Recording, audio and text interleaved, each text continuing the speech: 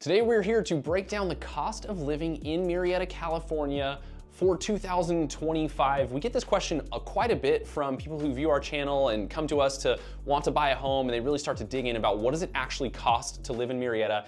This video will explain just that for you. Thanks for tuning in. Let's dive in.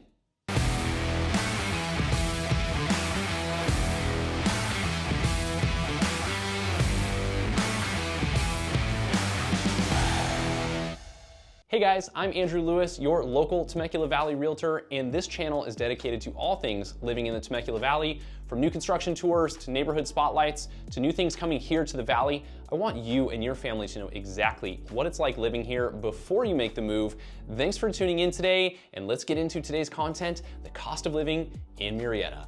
So you already know what today's video is all about. We are here to break down exactly what you can expect when it comes to living here in Murrieta, as far as your monthly expenses, how it stacks up against the rest of the country. So let's get into the content. Let's get into the numbers on cost of living.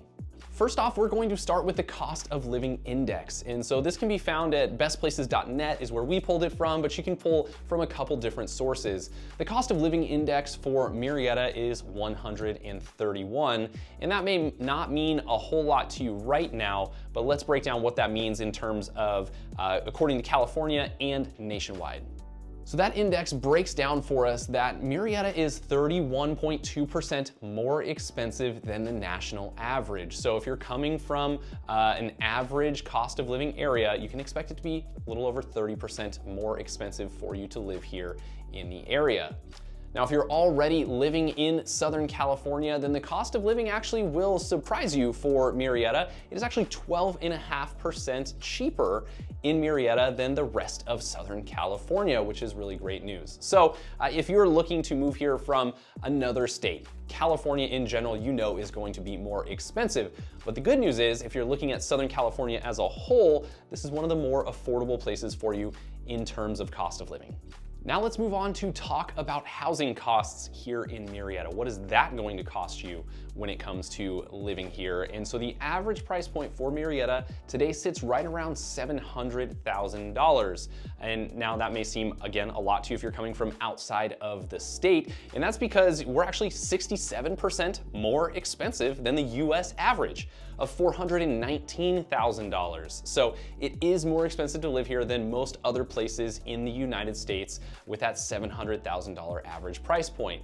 Now, it is actually 18.7% less expensive than the California average to live here in Murrieta, because the average price point for all of California is about $861,000 currently. And so that means this is overall in California slightly cheaper than the actual average. So if you're looking for affordability in Southern California, then Murrieta is going to offer that for you.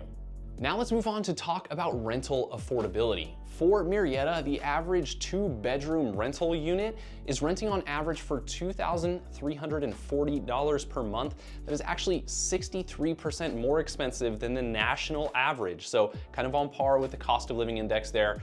The national average is $1,430 for a 2-bedroom unit. So more expensive on the rental side. Now, what is interesting about Murrieta is that it is also more expensive than most of California on the rental side as well. So the California average is $2,150 for that unit. So it is actually 8% more expensive to rent in Murrieta than it is in other parts of California.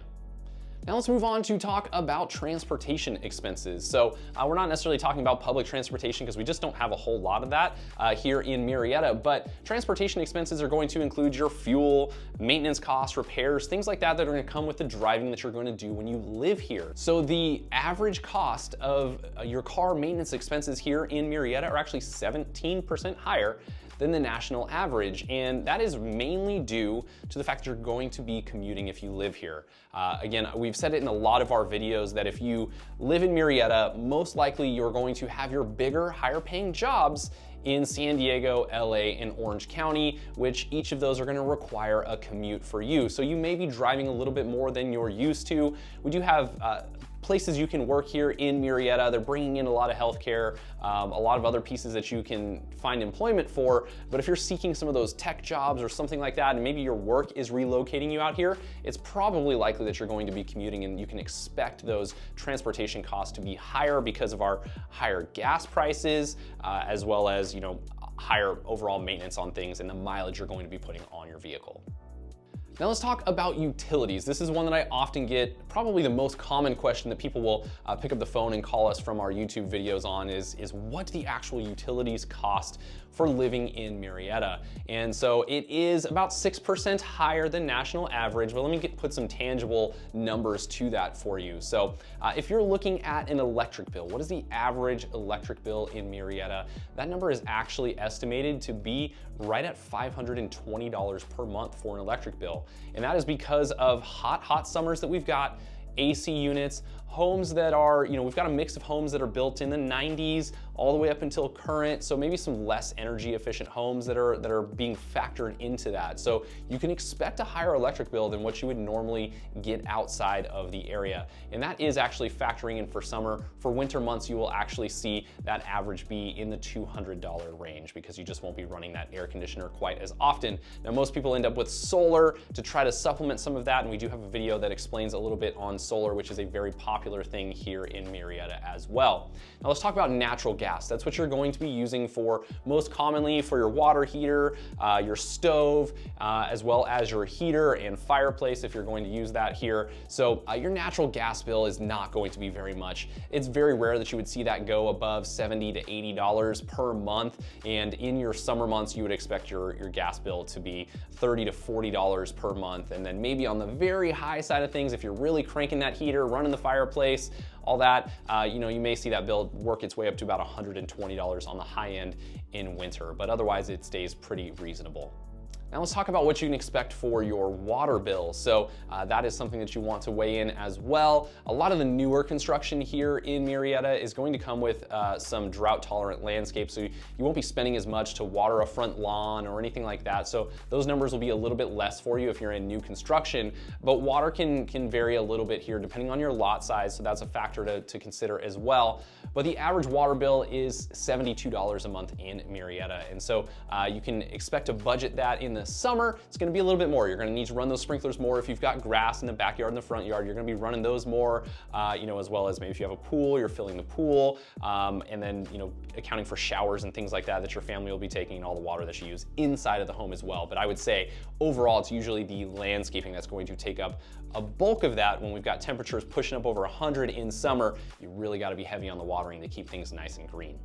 And last but not least, we will talk about internet and cable, and including your TV wrapped up into that. So we've got a few providers here in the area, and the average that somebody is paying right now is $120 a month for their TV and internet service all bundled into one. Most of those are gonna try to wrap those in together. And I know streaming services and all that are out there, so that kind of throws off some of that right now. But about $120 a month for those two you can expect to pay.